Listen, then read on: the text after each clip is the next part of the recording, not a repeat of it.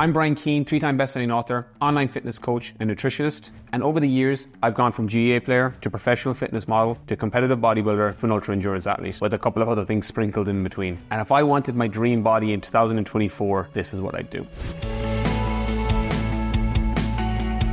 Intermittent fasting paired with morning training. I worked as a primary school teacher for years, a kind of a regular 9-to-5 job, and I always did my workouts in the evening. And that was fine 2 or 3 days a week, but I regularly missed workouts from just being too tired. And about a decade ago, I switched to training in the morning, which meant that I was waking up fresher, I was having a more intense training session, and I wasn't skipping workouts. I paired this with intermittent fasting purely because it works for my lifestyle and schedule. I can get up in the morning, roll out of bed, take a cup of coffee or a caffeine tablet and my own pre-workout supplement, which I'll get onto later, and rock up to the gym and go. Then I'd have my post-workout shake, a post-workout meal, and I was ready to start my day. Number 2, I'd make my own pre-workout supplement. Not only is this way more cost effective because each of these supplements, when you buy them individually, are considerably cheaper, but if you have any sort of sensitive stomach like me and you can't really handle traditional pre-workouts, this is a great alternative. It also means you can play around with the dosage. So if you're a bigger person, for example, and need extra creatine, you can add it to the shake yourself. The problem with traditional pre-workouts is they're generically dosed. So if you're 50 kilos or 80 kilos or 120 kilos, with the exception maybe adding another scoop, you're probably just getting extra stimulants versus ingredients that you really need to build muscle or lose body fat. If you want my exact pre-workout supplement that I make every single morning before the gym, let me know in the comments below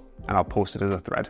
Number 3, I would follow a 5-day-a-week gym plan split where 4 of those workouts are exceptionally intense and 1 backs off a little bit more. If you're training as a natural athlete, meaning you're not taking any drugs or enhancements, you're not going to be able to smash 5 or 6 workouts every single week with a really high intensity. You're just not going to have the recovery time. So something I do now that I wish I knew a decade ago was having 5 workouts a week in my plan, but 4 of those were intense and 1 was nearly an active recovery day, meaning I did some abs and core and a little bit of steady state cardio. I personally love a push-pull leg split and then a high priority body part as the 4th session. So for me, that was always chest, which has been my stubborn area for years in terms of growth. So it meant I was hitting that body part twice a week, on the push day and on the chest day. And that gives you a lot of flexibility to prioritize whatever you're trying to build. If you're doing push-pull legs, all your push muscle groups, your chest, your shoulders, your triceps, your glutes, your pull, your back, your biceps, your rear delts, and then your legs, your lower body, you're hitting all your major body parts at least once a week. And then in that 4th session, you can hit the priority body part a second time that week, your shoulders, your arms, your glutes, etc. And then that 5th session just keeps you ticking over. And it's nice to keep it into your routine. Abs, cardio, maybe some core.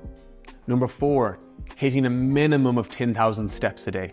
This is one of the lowest hanging fruit out there for burning more calories, improving your mental health, and just keeping you more active. Now, the 10,000 steps a day rule is just a random number made up at the 1992 Olympics to get people moving more. And although it's just a completely arbitrary number, it is a good target to hit every day. You might go more than that or slightly below, but aiming for 10,000 steps a day can be really helpful. It helps you burn more calories so you can stay leaner. It's quite low intensity, so you can do it more often. And it can clear your head, which really helps with your mental health, which can reduce cortisol, your stress hormone, which will help with your body composition for building muscle and losing fat.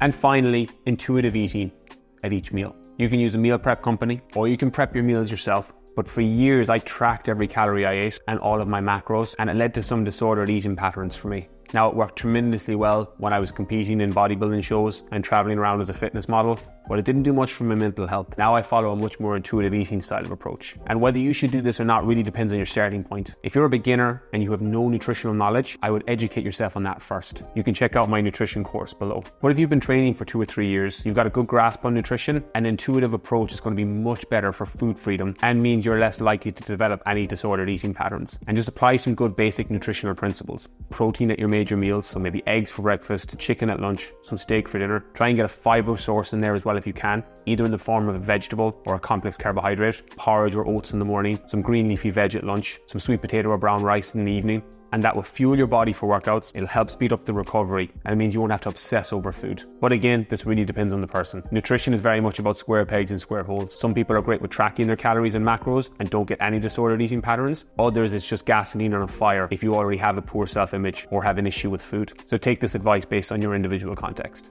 Building muscle, losing body fat, improving performance isn't rocket science. It's really about consistency, a good training program, moving more, eating good quality food, sleeping well to balance out your hormones, and doing things that you enjoy and can stick to. So if you're on a body composition journey, make sure you save this video, refer back to it regularly, and any questions you have, let me know in the comments below.